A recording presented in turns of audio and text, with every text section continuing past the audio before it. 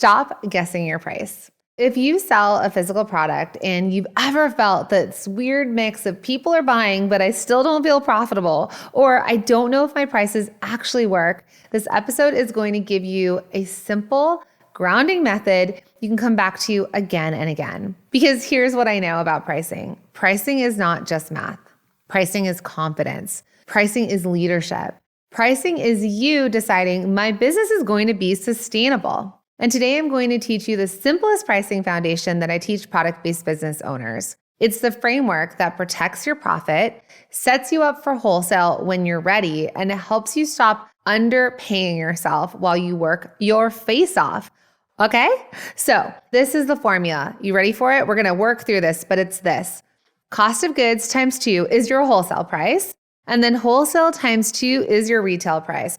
Boom, mic drop, but don't go anywhere because that's the simple version. There are nuances and we're going to talk about them. But if you're not doing at least this, you're definitely underpricing your products. And I want to say this upfront because someone needs to say it. Underpricing doesn't just hurt your bank account. It hurts your energy. It hurts your ability to stay in business long enough to win. So today I'm going to walk you through 3 things. First, what cost of goods actually includes, because most people miss costs and then every number after that is fake. Second is the 2 times pricing method for wholesale and retail with a simple example. And third, what to do when you run the math and the price feels impossible. You're like, there's no way people are going to buy it for this price. So I want to help you with that without lowering your quality or changing your entire product. And I'm going to give you this moment at the end because I believe that our businesses are always mirroring something to us of development, of something that's blocking our growth, because pricing always reveals something deeper. Ooh, it's a little pain point, right? It pokes at scarcity or not enoughness. So we're going to get into that.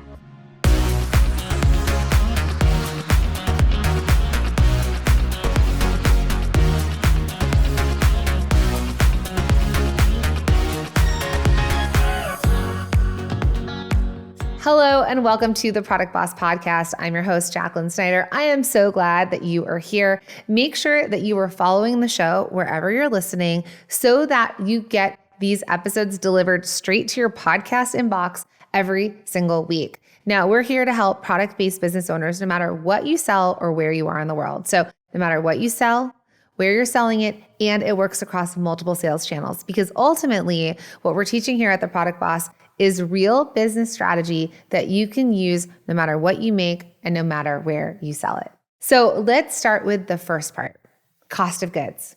So when I say cost of goods, I mean everything that one unit requires, okay? One unit. It's not including your rent, it's not your Shopify subscription, and it's not your marketing. It's also not the cost of doing business overall. I've got all the bills. That's not it. Cost of goods is what it costs to produce one unit of the product. Cost of goods includes your raw goods. I've got a candle in front of me, okay? The raw goods are the vessel, the wax, the wick, the base of it, the essential oils that goes inside. Then it includes the labor. The labor is what does it take to make this one candle?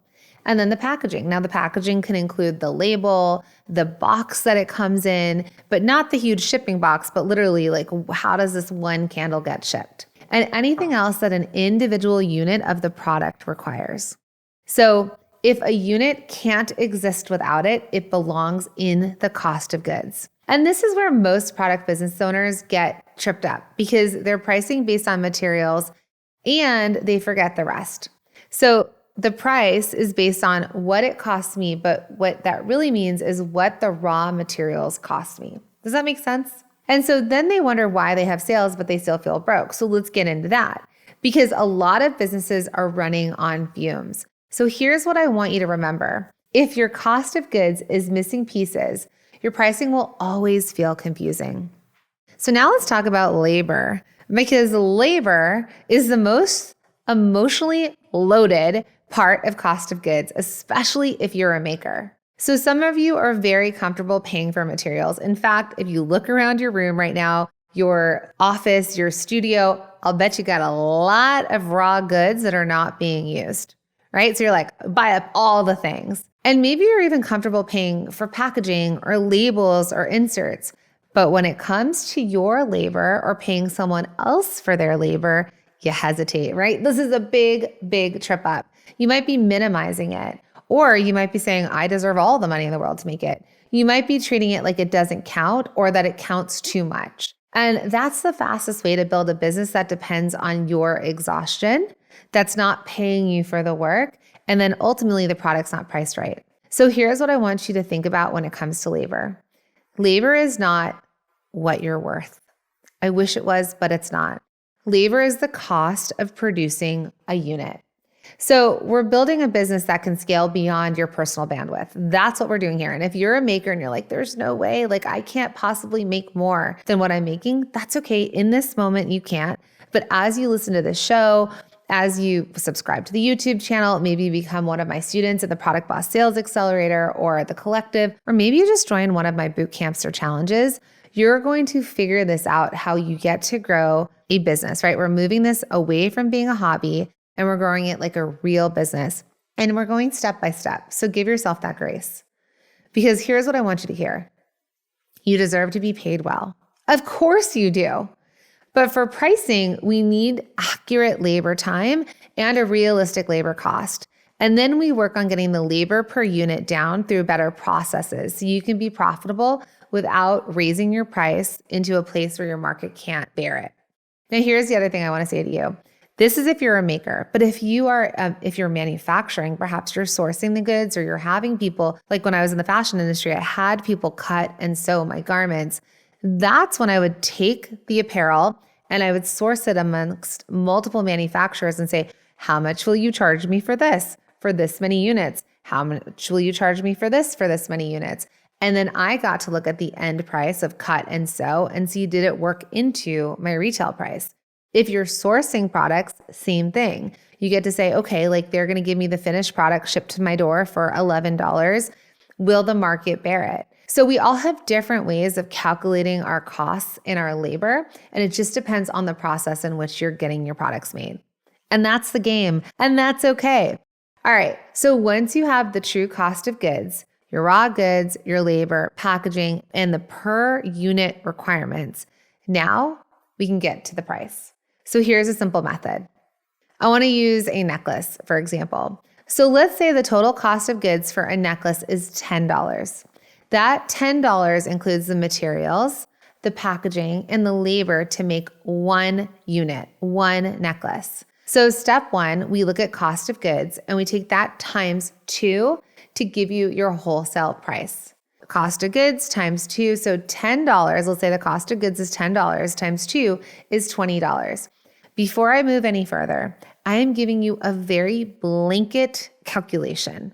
So my students and my programs, you get a cost sheet and a calculator, and there's more in-depth training. And the reason that I want to say this up front and say this in an important way is that there are thousands and thousands of you listening to the show right now. Thank you for listening. And I'm going to give you a very baseline, because if you're costing and pricing at this 2 times 2 markup, you're in a good spot.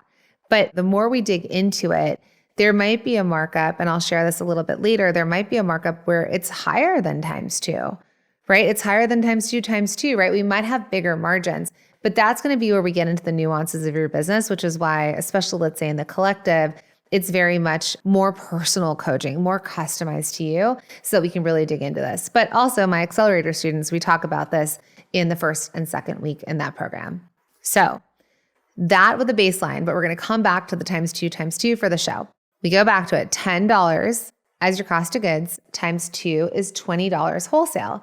So that necklace would be $20 wholesale. Then step 2, we take wholesale times 2 and it gives you your retail price. So $20 times 2 is $40. So the retail price for that necklace will be $40. Now that is the simplest pricing backbone. If you did anything but go off of this, you will be profitable. So cost of goods to wholesale is that 2x markup, but I will say that wholesale to retail, typically depending on the market that you're in and what retailers want, they may want a 2.2, 2.3 markup. That's where I said it kind of gets into the nuances. If anything, we go with the 2 times 2. Cool? So depending on the market, retailers might be looking for something more, and that's where we get to play, especially when I have the honor of being your advisor and your consultant. Wholesale to retail relationship can range, but I don't want you going lower than this foundation that I'm sharing with you today on the show, because the foundation does two important things. One, it gives you the margins to operate your business from the units sold. And two, it gives you the margin to pay for the cost of doing business, which are your processing fees, your marketplace fees, your booth fees, without destroying your profit. Now, I have zero issues with paying those fees when the pricing is correct because you've built in the profit margin to afford it. That's the point of your margin, so we can handle this. So if you've been afraid of fees or if you've been resentful of fees, the issue is usually not the fee. The issue is that you're underpriced. Then there's no money left over because you're paying the fees and you're like, why? So let me just talk to you about this here, because this is the moment where a lot of you are nodding along and then you're running the math in real life and you go, cool, but this doesn't work for me. So I want to talk about that because it's really, really, really common, especially for makers, especially early on, especially when you're just starting to do this for the first time. What happens is you calculate cost of goods. You do the 2x by 2x math, and you end up with a retail price that feels way too high for what you think your customer will actually pay. So instead of treating that as information, you treat it as a verdict, like, can't do it. You say, I can't do wholesale, or I can't be profitable, or people will not pay that price. But pricing is not a verdict. It's a mirror. It's telling you, here is what it costs. This is what it could be priced at. And it's showing you what's actually true about your cost structure and your process right now. Now, I coached someone on this today inside of the Product Boss Sales Accelerator. And if you're hearing it, thank you for being the example. So she makes bags and she's still sourcing her fabric at close to retail prices. She gets a small discount, but it's still expensive. And when I say expensive, when we're really looking at these numbers, we start to say, oh, wow, yeah, fabric is costing a lot. So she told me it takes her about 2 to 3 hours to make one bag. So we pulled up our cost sheet that my students do get inside of the accelerator, and we started to do the math. We looked at the real costs. We took raw goods, plus the labor, plus the packaging, and the pricing came out to be a number that didn't make sense in her current market or for the product she was selling. So here's what I did not tell her. I did not tell her to change her bag design first. I did not tell her to reduce the quality of how she makes it. And I did not tell her to cheapen the product, because this is how you lose the customer. So instead, we got to look at this in a different way and asked a different question. How do we reduce the cost to make this product without changing what makes it special? Because in products, we're always looking at what is the lowest cost it can be for the company to make it, while we're also keeping the quality where we want it and matching the brand to the end customer. So if the pricing math feels impossible, you have two main levers that you get to pull. Lever one is sourcing. Are you buying materials like a consumer, or are you buying them like a business? Because if you're buying at prices that are meant for the end customer, of course your margin's always going to be tight. You're trying to build a wholesale-ready product while paying retail level prices that really raises the cost of your products. And that doesn't work. So one of the first questions is, where can you source the same quality fabrics or materials or raw goods at a better price point? And I'm not saying cheaper quality. I'm just saying, can you find better sourcing? Can you find the source to get it from, right? Where your fabric stores are getting the fabric, you go get it from the same place. And if you're like, oh, but my business is too small and I can't do it yet, that's okay. At least start to find the places. At least try to find out what the price is per yard or for raw goods, so that you know when your business does get a bit bigger, you can source from those places. Now, lever two is your process. So let's talk about makers to start. Makers often make one unit at a time, or you're operating more in a way of a creative process than in a manufacturing process. Now, manufacturers make in larger batches. So when I'm sourcing with a factory, they're asking me, we're talking about what our minimums are, And they'll actually charge me more when I have lower minimums, meaning I'd like you to make 100 of these candles. Great, here's the price. But I'd like you to make 500 of these candles. Great, here's a lower price. I'd like you to make 1,000. Here's an even lower price. So the more units you make with a manufacturer when someone else is manufacturing for you, actually the lower the cost goes per unit. So when you're looking at your labor, we don't just accept this idea of it takes me 3 hours to make one bag and then stop there and be like, well, I guess the pricing is just out of whack and I'll never be able to sell it and I have to change everything and throw the baby out with the bathwater. No, we ask, how do we build production in a way that reduces labor per unit without changing the design, without changing the quality? And you start to ask yourself questions. How can I cut more than one unit at a time? Or in this case, for example, for this bag, she was cutting 30 at a time, but what if we cut 100? What if we cut 200? Can you see how the price per unit goes down when you cut more at once or you have the same production capability? So like, you pour the candles and it's like I mix a giant batch. That hour of mixing your batch is the same amount of time of whether you're pouring for 30 candles, you're pouring for 100 candles, right? But you're doing it all at once. So you see how you can make more units per hour. That's how you bring the cost down. Then you have to think, how do I set up my station so I'm not constantly resetting and starting over, right? We really want to think in production and batches because when you make more units at once, the labor cost per unit will come down. It's that simple. Same product, same design, same quality, just a better process. And this is why I say your cost structure will mature as your business matures. In the beginning, you might not have the lowest cost of goods. You might not even have the best margins, right? You're not going to have the best sourcing. In the beginning, you may not even have the most efficient process. Yes, your margins might be smaller, but the goal is that as you grow, as you make more units, as you make more sales, you will be able to bring your costs down and your margins get healthier. That's the path.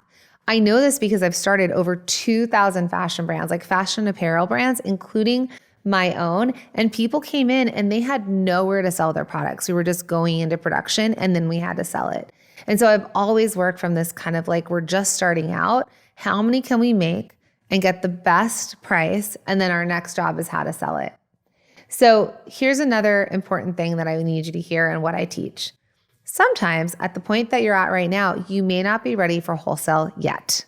Yet, I say yet. Not because your product isn't good, but because your current cost of goods and your labor does not support wholesale margins. And that's the goal. Whether or not you ever want to sell wholesale in the future or not, the goal is that you can get wholesale margins. So if an opportunity arises, you can sell, but for sure, so you have at least a 4 times markup. And I know that can feel disappointing to some of you right now that are excited about wholesale, but I would rather you be honest about your numbers than say yes to wholesale pricing that makes you resent your business or not have any money left over or not be profitable. So if wholesale doesn't work yet, here's the minimum I want you to aim for. Can you go from your cost of goods to retail? Can you try for 3x? Meaning maybe you're not times 2, but you're like times 1.5 times 1.5. Or can you just say, okay, let's say it costs you $10. Can you sell it for 30 retail? And if not, at least that 2x margin and play with that there. You also have to think, is this a mindset thing, which I'll get into in just a second. So the closer you can get to 4x, great, and above that.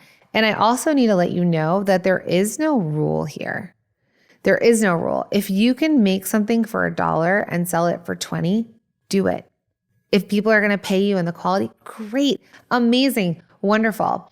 And also, when I say you can sell it for 20, it's because it's what the market will bear. And that takes us down another path of you understanding what the market will bear, not just what your local neighborhood says, not what your local market says, but really understanding your brand and its position. The goal here is that your cost of goods to your wholesale, to your retail, what we really want to do is make sure we're supporting you from a profit margin that is sustainable. If you can't get there yet, right now, that's totally okay. It just means that you get to take action and have an action plan. Your goal is to bring your cost of goods down through sourcing and through process.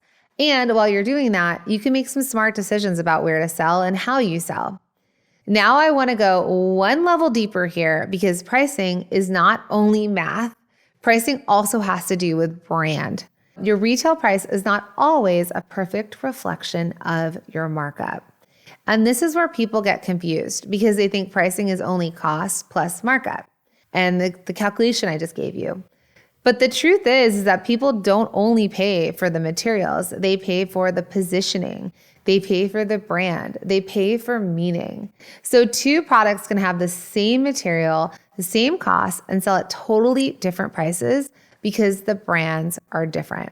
So I've got an example in front of me. So if you were watching this on YouTube, you can see it too. So make sure that you're following and subscribing to the show on YouTube. There will always be a link in the show notes. And if you're watching, hi. Okay. So I've got two candles sitting in front of me. They're both the same ounces of what's inside. They're both made with wax, with a wick, with the wick stand, and with essential oils, and with some sort of labeling or packaging on these jars.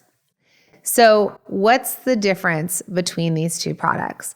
Well, this one that's made by one of our students is a $35 candle. Great, amazing, beautiful. It smells incredible. And then I'm going to show you this candle. Now this brand is Fornasetti, and this candle is $380. So we have a $380 candle next to a $35 candle. Same raw goods. Maybe the vessels are a bit different, but to go from a $35 candle to a $380 candle, there's got to be something else, right? Is this like the tears of baby angels? No, it's the brand positioning. That's what makes this product be able to sell for $380 and this product sell for $35.